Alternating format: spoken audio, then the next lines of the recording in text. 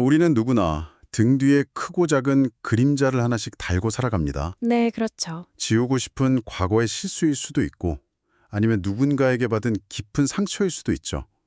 평소에는 그냥 잊고 지내다가도 문득 혼자 남겨진 밤이 되면 그 그림자가 유독 길고 무겁게 느껴질 때가 있잖아요. 맞아요. 그럴 때가 꼭 있죠. 언제나 새로운 지식을 향해 눈을 반짝이는 당신, 그리고 바쁜 일상 속에서 잠시 숨을 고르고 싶은 당신을 위해 오늘의 깊은 탐구 미션을 준비했습니다. 오늘은 어떤 미션인가요? 오늘은 단순히 머리를 채우는 팩트가 아니라 우리의 지친 마음을 어루만져줄 치유와 통찰의 세계로 들어가 보려고 합니다. 아, 치유와 통찰이요. 좋습니다. 오늘 우리가 함께 탐험할 출처 문헌은 2025년 도서출판 이음에서 출간된 노진화 시인의 두 번째 시집 남아있는 날들은 그림자도 떼어놓고입니다. 네, 노진아 시인의 시집이군요. 이 시집 속에 담긴 시편들은 물론이고요. 표지 이미지와 심층 비평 자료까지 전부 모아서 아주 흥미로운 대화를 나누어 볼 텐데요. 기대가 됩니다. 본격적으로 시의 내용을 들여다보기 전에 제 눈앞에 놓인 이 책의 표지부터 묘사해드리고 싶어요. 정말 뭐랄까 묘한 평온함이 있거든요. 표지 이미지가 주는 첫인상이 상당히 중요하죠. 어떤 느낌인가요?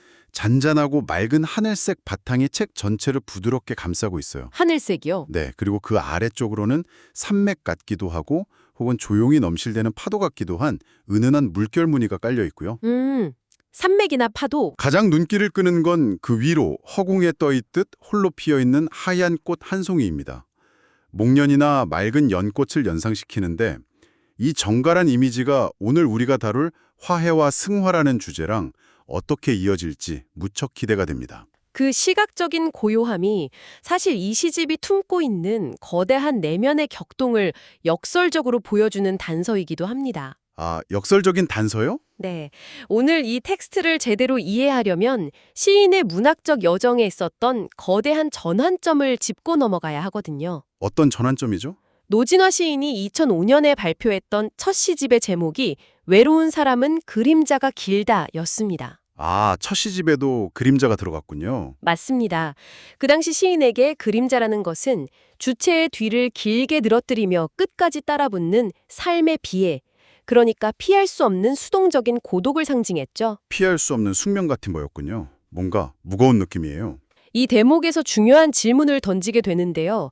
무려 20년이라는 시간이 흐른 뒤 출간된 이번 두 번째 시집의 제목이 바로 남아있는 날들은 그림자도 떼어놓고 라는 겁니다. 아, 떼어놓고. 여기서 떼어놓고 라는 능동적이고 단호한 행위가 도대체 어떤 실존적인 결단을 의미하는 걸까요?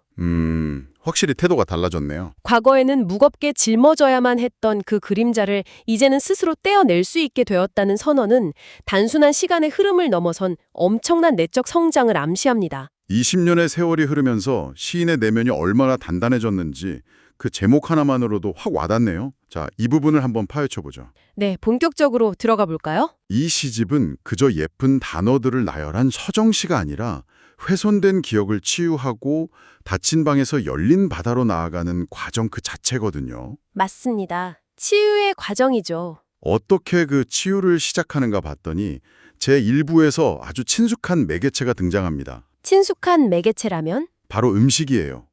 우리가 매일 먹고 마시는 그 일상적인 미각의 기억이 끊어졌던 관계를 이어주는 화해의 다리가 되더라고요. 구체적으로 어떤 시편이 그렇게 다가왔습니까? 화해의 제물, 그리고 부제로 비비아나의 장어국이라는 시가 압권이었습니다. 아, 비비아나의 장어국. 친동생이 뜨거운 불 앞에서 뻘뻘 땀을 흘려가며 끓여준 장어국 한 그릇이 나오거든요. 네네. 오랜 시간 동안 자매 사이에 알게 모르게 쌓여있던 앙금이나 껄끄러움을 이 진하게 우러난 국물 한 그릇으로 씻어냅니다. 아, 참 좋네요. 마치 재물이 신에게 바쳐져서 죄를 씻어내듯이 동생의 수고가 담긴 장어국이 화해의 악수가 되는 그 감각이 참 따뜻했습니다. 여기서 매력적인 지점은 그 시의 제목에 등장하는 비비아나라는 이름의 숨겨진 비밀을 풀었을 때 드러납니다. 비비아나요?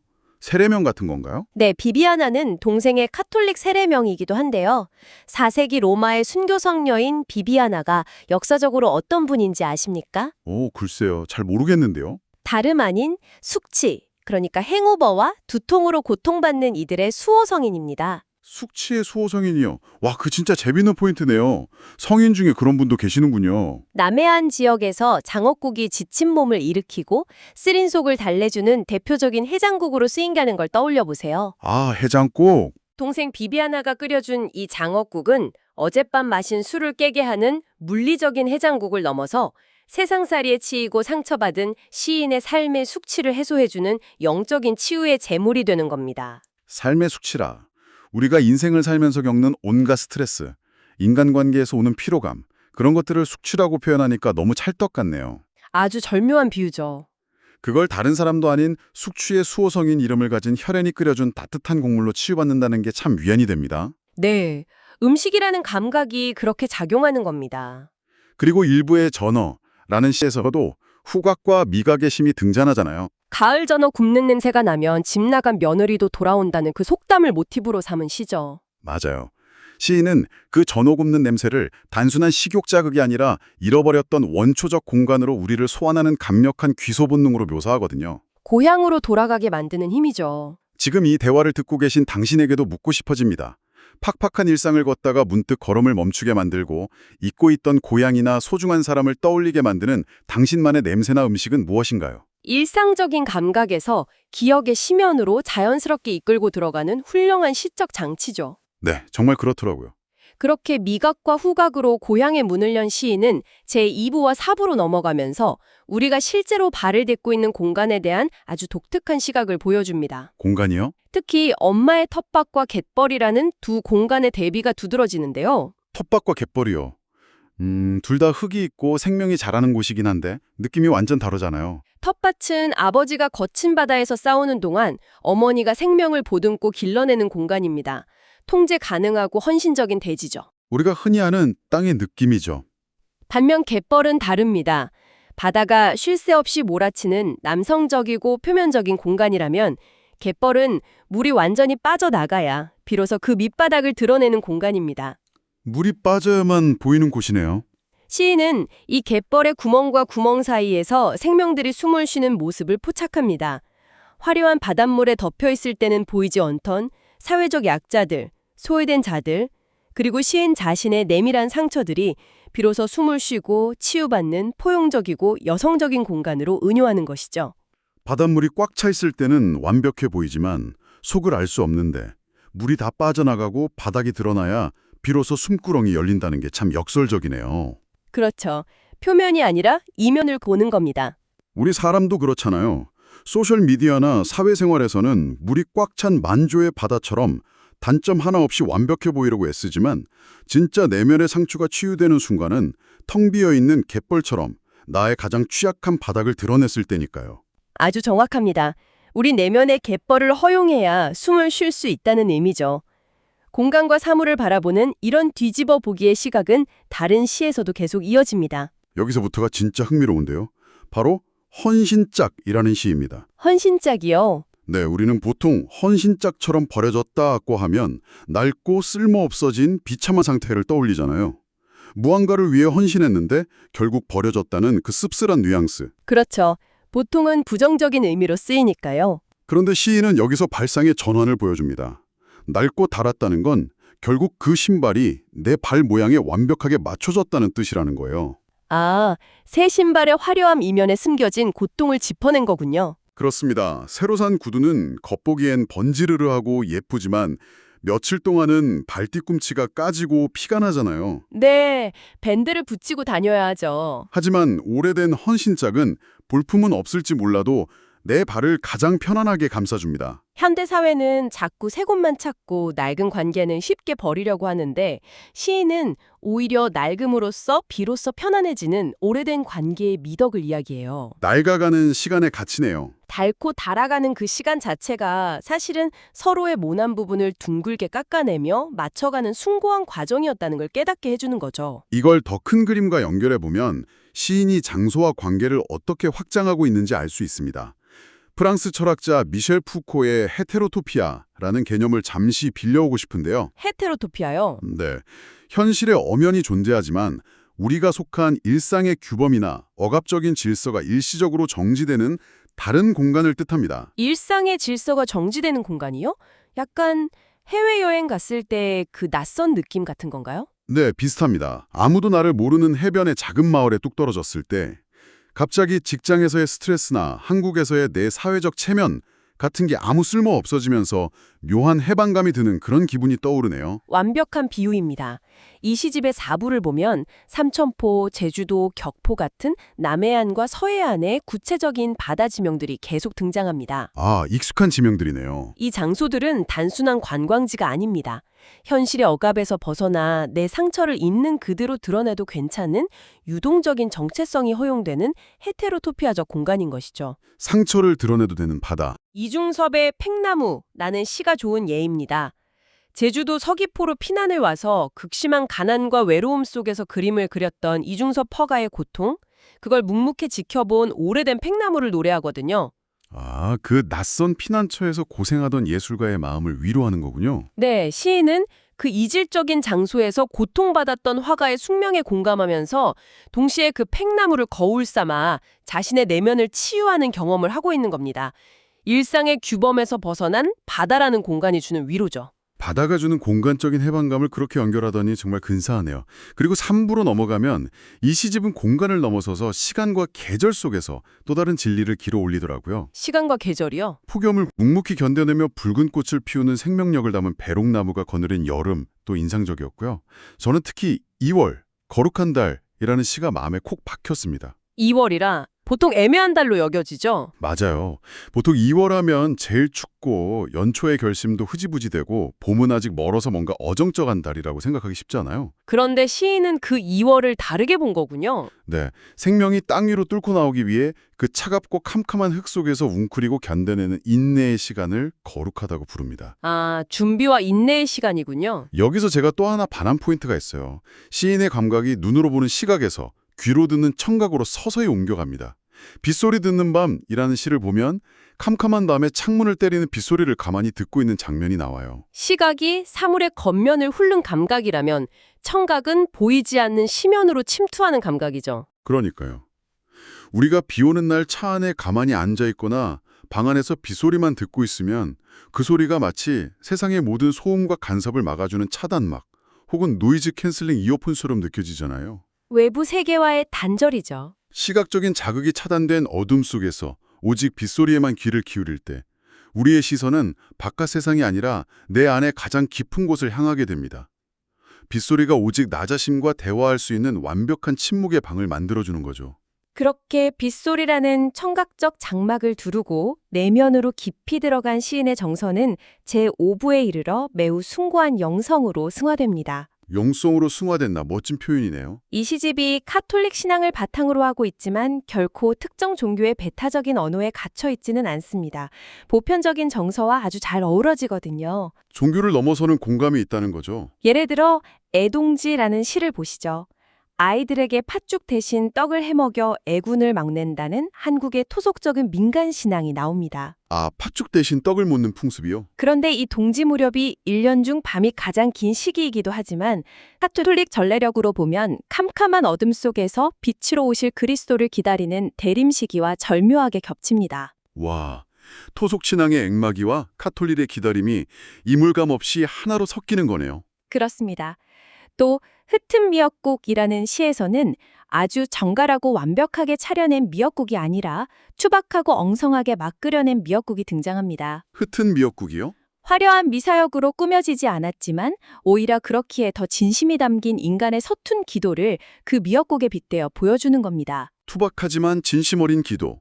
누군가를 위해 끓여낸 그 엉성한 국 한 그릇이 세상 어떤 화려한 말보다 더 큰 위로가 되잖아요. 네, 그게 진짜 기도죠. 그리고 저는 제5부에서 바다라는 공간이 한 차원 더 높은 치유의 장소로 도약하는 것에 완전히 압도되었습니다. 어떤 부분에서 그렇게 느끼셨나요? 충남 보령의 갈매못 순교지를 배경으로 한 순교자들의 바다, 그리고 부제가 갈매못 성지에서 이 시나 가시의 바다 같은 시를 보면 거칠게 부서지는 파도의 포마를 예수가 썼던 가시관의 날카로운 가시에 비유해요. 파도의 거품이 영혼을 찌른다는 시적 상상력이 대단하죠. 맞아요.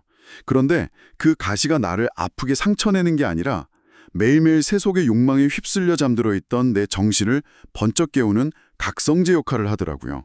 정신을 일깨우는 고통이군요. 게다가 바다는 그저 죽음이나 끝을 의미하는 게 아니라 지난날의 상처와 흘린 피를 하얗게 씻어내고 새로운 생명으로 인도하는 거대한 세례의 공간으로 그려집니다. 정화의 바다죠. 굳이 종교인이 아니더라도 묵은해를 보내고 새해를 맞이할 때 우리가 겨울바다를 보며 훌훌 털어보려고 하는 그 보편적인 치유의 서사가 파도처럼 밀려왔어요. 그 지점이 이 시집 전체를 관통하는 핵심입니다. 이 시집에 흐르는 가장 중요한 정조를 하나의 단어로 명명하자면 바로 따뜻한 슬픔, warm sorrow라고 할 수 있습니다. 그래서 이게 다 무슨 의미일까요? 슬픔이라고 하면 보통 차갑고 우울해서 당장 피하고 싶은 감정이잖아요. 따뜻한 슬픔이라는 말이 참 생소하면서도 끌리네요. 우리는 흔히 슬픔을 빨리 극복해서 지워버려야 할 부정적인 감정으로 취급하죠. 하지만 노진아 시인에게 슬픔은 인간의 가장 인간답게 만들어주는 따뜻한 온기입니다. 슬픔이 온기가 된다. 타인의 고통에 깊이 공감하고 내 과거의 뼈아픈 상처까지 끌어안을 수 있는 너른 품이 바로 그 슬픔에서 나오기 때문입니다. 시집의 제목인 그림자도 떼어놓고의 진정한 의미를 생각해 보십시오. 아, 드디어 제목에 진짜 의미가 나오네요. 네. 20년 전에는 나를 짓누르던 무겁고 숙명적인 슬픔이었지만 이제 그걸 떼어낸다는 건 무자르듯 과거를 폭력적으로 잘라내어 부정하겠다는 뜻이 아닙니다. 상처 입은 내 자아를 담담히 마주보고 그것을 거대한 자연의 흐름이나 신의 자비에 고요히 위탁하는 행위입니다. 그러니까 내 힘으로 바득바득 어떻게든 이겨내보려는 그 도끼 품은 자아를 내려놓는 거군요. 맞습니다. 신학적 용어로는 철저하게 자신을 비워내는 케노시스, 즉 자기 비움의 실천이라고 할 수 있고, 심리학적으로는 과거의 상처와 부정적인 기억까지도 결국 나의 일부로 온전히 받아들이는 진정한 자아 통합의 과정인 셈이죠. 네네. 무리하게 떼어내는 게 아니라 순리에 맡겨 자연스럽게 떨어지도록 두는 겁니다. 무리하게 잘라내는 게 아니라 자연스럽게 떨어지도록 위탁한다. 오늘 이 깊은 탐구를 함께 들으면서 조용히 고개를 끄적이고 계실 당신에게 직접 말을 건네고 싶습니다. 네. 현대사회는 늘 우리에게 빨리 극복해라, 생산적으로 움직여라 라며 숨막히는 속도를 강요하잖아요. 그 속도에 지쳐서 잠시 멈춰서고 싶었던 당신에게 파편화된 우리를 조용히 숨쉬게 해주는 갯벌의 숨구멍 같은 위로가 되었기를 바랍니다. 참 따뜻한 위로네요. 이 시집을 보면 나이 들어감에 대한 아주 솔직하고 아름다운 통찰이 있어요. 떠나보내는 시간, 딸에게 라는 시에서는 다 큰 자녀를 독립시키며 느끼는 헛헛한 상실감을 이야기하고 식은 피에서는 젊은 날 그렇게 펄펄 끓어오르던 열정이 서서히 식어버린 중년의 비애를 담담하게 노래합니다. 상실과 쇠퇴를 노래하면서도 묘한 자유로움이 느껴지죠. 바로 그거예요. 열정이 식었다고 절망하는 게 아니라 오직 앞만 보고 달리느라 스스로를 갉아먹던 맹목적인 의무감이나 타인의 시선으로부터 마침내 벗어나는 해방감을 발견해냅니다. 나이가 든다는 것, 무언가를 잃어간다는 것이 사실은 내 영혼을 더 가볍고 자유롭게 만들어주는 눈부신 과정일지도 모른다는 거죠. 쥐고 있던 무거운 것을 내려놓을 때 비로소 우리는 진짜 앞으로 나아갈 수 있으니까요. 시집의 맨 마지막에 배치된 시의 제목이 다름 아닌 전진이라는 사실은 아주 상징적입니다. 전진이요? 과거의 닫힌 방, 그 무거운 그림자에서 벗어나 열린 바다를 향해 흔들림 없이 나아가겠다는 조용하지만 단호한 다짐인 것이죠. 자, 이제 오늘 우리의 깊은 탐구를 마무리할 시간인데요.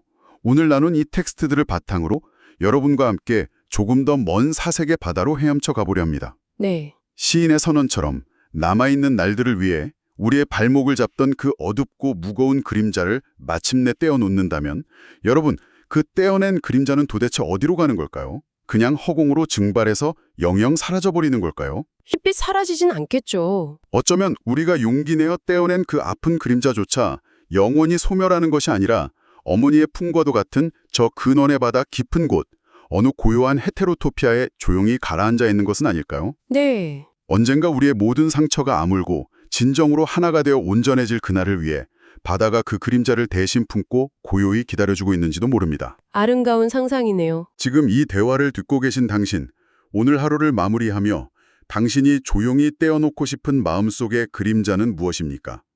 그리고 그 떼어낸 그림자를 어떤 따뜻한 바다의 물결 위에 잠시 편안하게 내려놓고 싶으신가요? 한 번쯤 스스로에게 던져볼 만한 질문이네요. 오늘 밤엔 당신의 마음을 가라앉혀줄 차분한 빗소리를 들으며 당신만의 그 고요하고 넓은 바다를 깊이 상상해 보시길 바랍니다. 지식을 넘어선 통찰을 향해 언제나 열려있는 당신과의 대화, 여기서 부드럽게 마치겠습니다. 다음에 또 새롭고 흥미로운 출처의 텍스트들과 함께 돌아오겠습니다.